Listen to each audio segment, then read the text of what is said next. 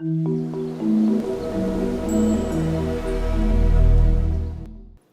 everyone, this is Professor Robert Solis. Welcome to this next video lesson.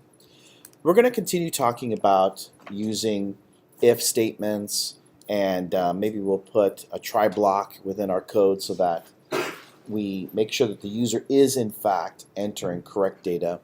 And so we're going to start off with the following graphical user interface. So as you can see, we have two text boxes, two buttons, and a label. What we're going to do is we're going to create a very simple voltage calculator. Now voltage, the formula for voltage is V is equal to IR. I represents current, the flow of electrons, and the amount of electrons that are flowing through a wire.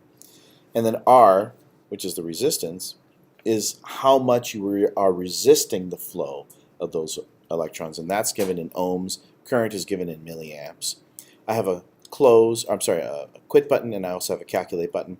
In fact, why don't I go ahead and associate the escape button with quit and the enter button with calculate. So to do that, I'm going to first select the form. And with that form selected, I'm going to go over here to accept button property, and you'll notice that I have in the drop two different buttons that I can choose from, BTN calculate or BTN quit. Well, if the user presses enter on the keyboard, I want that to be associated with BTN calculate. So I'm going to select this guy right here. Now, I want escape to be associated with quit. So what I'm going to do is scroll down, and here's the cancel button property. And I'll click this drop down, and BTN quit is what I want associated with the escape button on your keyboard. So I'll select that guy. Now, these two buttons have an association with enter and also escape. All right, let me select this guy just to let you know here in terms of the naming. I called this TXT current. I called this TXT resistance, LBL resistance. Actually, I shouldn't have said LBL resistance. I've got to change that. This is going to be called BTN calculate, BTN quit. And this guy right here, we're going to call that LBL output. So I'll say LBL output. Alright, so those are the various names for my buttons, labels, and text boxes. Let me click Save All. I am now going to go into the code area, so I don't need the various panels. So I'll click this push pin for Toolbox. I'll click this push pin for Properties, so I have some more screen real estate. Let me start off with the easier button, which is Quit. Now, for the Quit button, that's pretty easy code. me.close.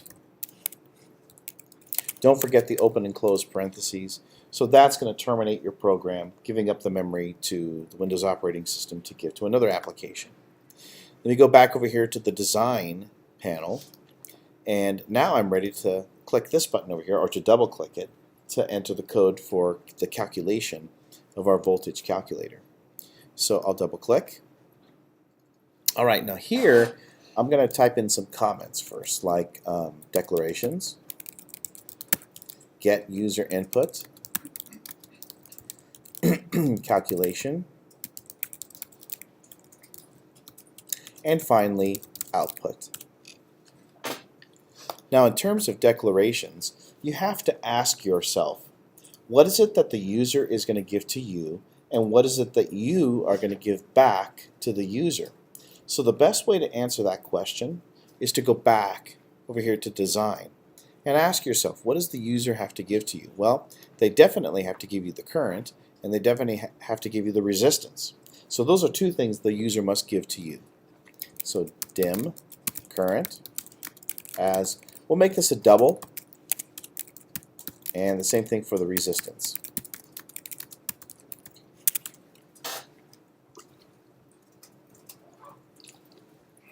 Alright, those are the things that the user has to give to you. Now ask the question, what do you have to give back to the user? Well, it looks like we just simply have a label over here that outputs, and I don't know what I'm going to do. Maybe I'll say the voltage is equal to this, or maybe I'll say V is equal to, and then I'll put the value for current, I'll put the value for resistance, and I'll say equals, and I'll give the value. I don't know what I'm going to do. But certainly this is going to be a string. So we'll say over here, output as string. whatever that happens to contain. Okay. Well, in the get user input section, I want to make sure that the user is in fact entering the correct data. So what we'll do is we'll use a try block. So I type in the word try and I press enter. And what Visual Basic does is it kind of gives me this try block template. You are literally trying to do something. We are trying to get the value from this text box, and we're going to try to put that value into the current variable, but it might not work. For example, what if the user decides to put the letter Q? What if the user decides to put a hashtag in there? Well, we can't convert those. So we are going to try to convert this into a number. If it's not possible, then we should display some sort of a message box to let the user know that there was an invalid input. Okay, so what am I going to try to do? I'm going to try to put a value into the variable current. I'm going to convert dot to double whatever is inside of the text box. Don't forget this. This is important. Dot TE. In fact, I don't have to type anymore. I see that text is selected. Double click. You don't want to just put this part right here. This thing has to be associated with a property. It's the text property that I want. I'm going to try to put that into here. What's the next thing that I'm going to try to do? Well, I'm going to try to put a value into the resistance variable. So once again, I'll say convert.toDouble. Whatever is inside of this, so I just type in txt. That's going to give me a listing of all the text boxes. And it's this one over here, txt resistance, that I'm interested in. So I double click that. Dot te. I don't have to type anything any further. In fact, I try not to type a whole lot. I try to take advantage of these things that pop up because it just reduces the possibility for me to commit syntax errors. Okay, so I'll double click on text. So those are those two things that I'm going to try to obtain. All right. What if it doesn't work? What if I am not able to get this data and convert it into a double? You know why? Because the user enters something cuckoo, a non-numeric value. Well, if that's the case, then we want to display something back to the user. And the best way to do that would be via a message box. So you'll say message box dot show, open the parentheses, and then you have all kinds of different flavors that are available. So what this thing does is it just shows you, it's information to show you all of the different flavors that are available. So here's version 1, where I just simply display a text message. There's another one where it has the text message, it has a button, as you can see over here, and then I can also put an icon. So there's all kinds of different flavors. Like I said, look at this one, version 7. Now, you don't have to click this. This is a revealer. This is like looking through flashcards to give you information. This one, I have a text, I have a caption, which means that's the title on the top of a dialog box that's going to appear. And then it looks like I have a message box button, and I also have an icon. You know, I like this one right here. This is the one that I'm going to use, version 7. So it says, first of all, text, which means communicate a message to the user. So I think what I'll do is quote invalid input, comma. Let me go back to this version 7 so I can see what else I have to put in. It looks like I could put a caption, which means that's the title on the top of your dialog box that appears. And so we'll say enter a number. I'll put a comma after that. Again, we're using this version 7. The next thing I have to do is to enter some sort of a button. Now, I'm sure you've seen those message boxes that appear on your screen. It says abort, try, cancel, or it just says OK, cancel, or maybe it just says OK. That's what all of this is all about. So I think I just want an OK button. I want the user to simply acknowledge that they've entered the incorrect value. They'll click OK, and that'll be it. So we'll select this button right here, comma, enter. And so now the next thing I want to do is to enter an icon. So an icon is just a visual picture to indicate to the user something. Like if I put an error icon, that's going to be probably that exclamation mark. Oh, actually, I have an exclamation mark here, or the hand, or the letter I. No, these just represent the kind of error that has happened. So I think what I'll do is I'll put this exclamation mark, and I'll just simply double click on that. I'm going to go to the end and press enter. So what does this thing do? It displays a message box saying enter a number, enter a number. The message is invalid input. It'll have an OK button, and then there will be a picture right next to it. Now, let's really be proactive programmers and clear the input by the user. So txt resistance.text will say it's blank. txt current.text is also blank.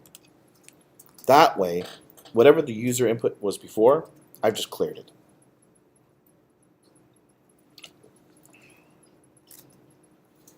Okay, the last thing to do is the following. We'll say exit sub. Now, bless you. What this thing does is it says do not continue with this program. Don't go over here to the calculation section, to the output section. Jump out. Go to here. Exit out of the sub. Because the user has entered in invalid data. We don't want to go on from here. We go on assuming that the user has entered two valid numbers. Okay. All right. So let's go over here to the calculation section. And I want to make sure that the user has in fact entered positive numbers, because it could be that they've entered a negative value for the resistance or a negative value for the current. So I'll just simply use an if statement. So if the value for current is less than 0, or if the value for resistance, I'm thinking C++, or if the value for resistance is less than 0, then, in fact, in Visual Basic you don't have to put the parentheses. I do sometimes just to kind of categorize what it is that I'm thinking about, but parentheses is not necessary. We're going to use the logical OR operator, which works just like the English word OR, as opposed to AND. OR means if this is true, or if this is true, or both are true, then we're going to execute the thing underneath the if statement. The only time that this is not a true statement is when both this is false and this is false. Hey, do you want to go out to lunch is a different statement than, hey, do you want to go out to lunch, right? So and implies both have to be true, or implies just one of them have to be true, or possibly both. Now, if that's the case, if the user entered a value that's less than 0, why don't we go ahead and display into the message box? So I think I'm just going to copy and paste all this code right here. It's really the same thing. I'll just copy and paste that, put it over here. But instead of saying invalid input or enter, actually invalid input is fine, but instead of enter a number, we'll say enter a positive number. And then we'll take the value that's inside of the text box and we'll just get rid of those. Now, I do not want to continue with the program, so once again I'll just simply exit the sub. I'll jump to the end over here and get out of the subroutine so that the user has another opportunity to enter the correct values. Okay. Alright, so that's only going to happen if the user entered an invalid value. So user entered a negative number. I'll put a little comment there to remind myself this is what I'm checking for. Did the user enter a negative number? Because if they did, we're going to execute this if statement. Now what if they did not? Well, then we'll just simply go to this else statement. And I don't want else if, I'll just say else. Here, tab a couple times. So the user did in fact enter a correct value. So we'll just do something like this. Let me see, I think I created a value for the output. Yeah, there it is. Output is a string. So we'll say something like this. Output is going to be, okay, so let's say V is equal to I times R. So that means that we're going to have to display what the voltage is. So we'll say, therefore, voltage equals, and then we'll put whatever the values are, or whatever that calculation is for I times R. So what I'm going to do is I'm going to put an ampersand over here. That's called the concatenation operator. This is where we connect the left side with the right side. And I'm going to put two parens with the cursor in between, and I'm simply going to multiply the voltage times, the current times the resistance. So current times resistance. So I'm going to output that value. Now, let me stop right here. We know this is a string because we can see the open and close quotation mark. This is a number. So what I'm doing is I'm mixing apples and oranges. Technically, I shouldn't be doing that. What Visual Basic does is it will say, uh-oh, Professor Solis, you're taking this number, you're trying to concatenate with a string. Well, you only concatenate strings. You don't concatenate numbers. Tell you what, I'm going to turn this into a string for you. So that's what Visual Basic does. But we don't want to rely on Visual Basic to help us be lazy programmers. We should be explicitly converting this. So what I'll do is this. Before that, I'll say convert dot to string, and then whatever is inside of the parentheses, which in this case is going to be the current times the resistance. Once I've done that, I'll concatenate the word volts. Okay. So V is equal to IR, therefore the voltage is equal to whatever the result of current times resistance. So it'll say like the voltage is equal to 5 volts, or the voltage is equal to 10 volts, whatever that answer happens to be. All right, so I'm finished with this if statement. And so now what I'm going to do is I'm going to go over here and I'm going to say the LBL output text is going to be the result, or is going to be the variable output. Whatever that string happens to be, I'm going to put this over here. All right, now I titled this multi-way if statements. Well, I basically have if this or else this. Could I have split this or statement into two separate statements? Yeah, I could have. So what I'll do is I'll do this all over again, and I'll comment this out. I'll do this over again, but I'll show you the alternative way of splitting things up. That way you have both. So let me comment this out. Let me paste it again. Whoops, sorry. Paste. And what I could have done is this. I could have said, if the current is less than 0. Okay, so if the current is less than 0, then message box, enter a positive number for the current. Right? Because I know now specifically that the user entered a negative value for the current. I still am going to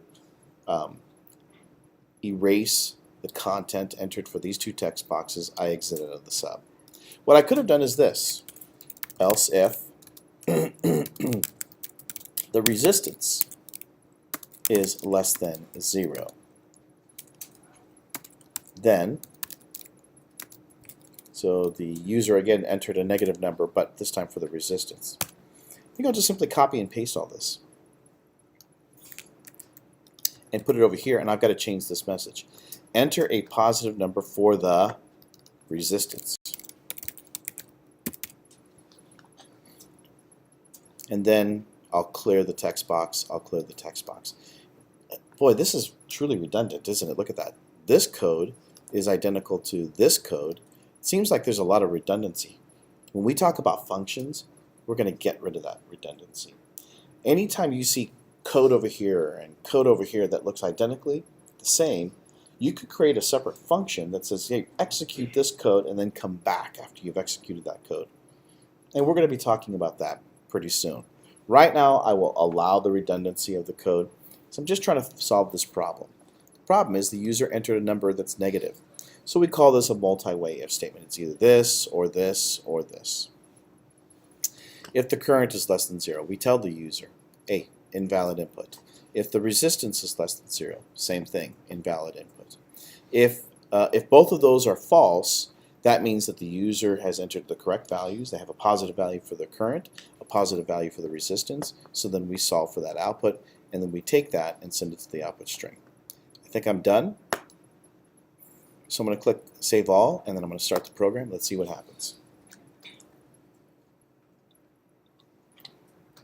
Give it a couple seconds. Eventually it's going to pop up with a form, and we'll enter the appropriate values. Okay, so first of all, I'm just going to click Calculate. I didn't enter anything. Let me just click and see what happens. Okay, so I have a message box that appears, enter a number, invalid input, and then I just simply have OK. So that's good because the user might accidentally click this button with nothing in here. I'm going to put the number 1 over here, and I'm going to put D, D, D, D. Obviously that's incorrect. So when I try to calculate, once again, I get that message box. Okay, so how about this? I'm going to put -5, and over here I'm going to put -6. Say for example, calculate, enter a positive number for the current. Well, that's the first thing that we were testing for. Invalid input. When I click OK, both of these are going to be removed. So I click OK. Yep, sure enough, they were removed. Let me put a positive value for this guy and a negative value for this guy over here. Enter a positive number for resistance. Yep, it's a negative number. That was incorrect. So I'll click OK for this message box. Now finally let me enter some correct values. So let's say 10 milliamps times, say for example, 120 ohms. Click Calculate. V is equal to IR. Therefore, the voltage is equal to 1,200 volts. Because remember, it's just simply the multiplication of these two. All right, so I have this voltage calculator. If I enter a correct value, it will work. So everything is fine. Actually, if I meant to say 5 milliamps, then probably what I should have done is I should have said 0.05, but that's okay. All right, so that's how you use the try block. That's how you use multi-way if statements, or we could have used the OR operator. So this is just yet one more example of the if statement and making our program a little bit more robust with the try block so that your programs can encounter any type of user input, whether it's valid or invalid. All right, so this is Professor Robert Solis. I hope this video lesson was helpful. Have a good day. See you next time.